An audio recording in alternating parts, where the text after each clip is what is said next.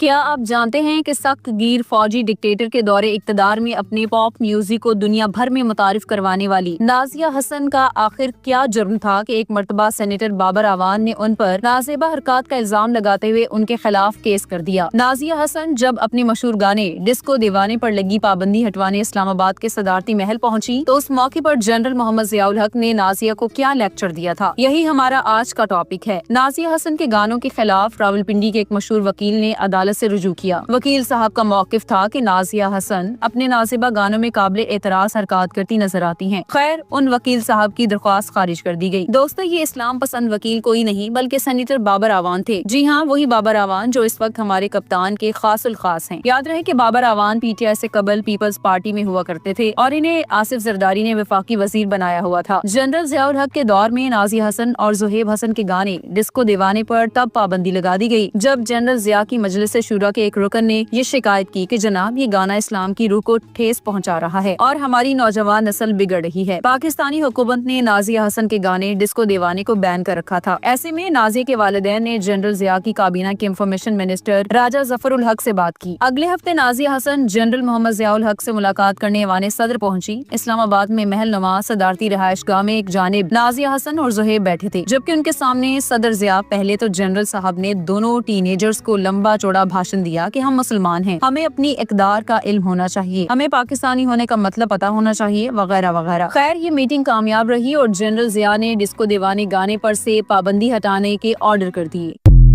Mister Bhutto کی حکومت ختم ہو چکی ہے، سارے ملک میں مارشل لا نافذ کر دیا گیا ہے، قومی اور صوبائی اسمبلیاں توڑ دی گئی ہیں، صوبائی گورنر اور وزیر ہٹا دیے گئے ہیں، البتہ آئین کو منسوخ نہیں کیا گیا ہے۔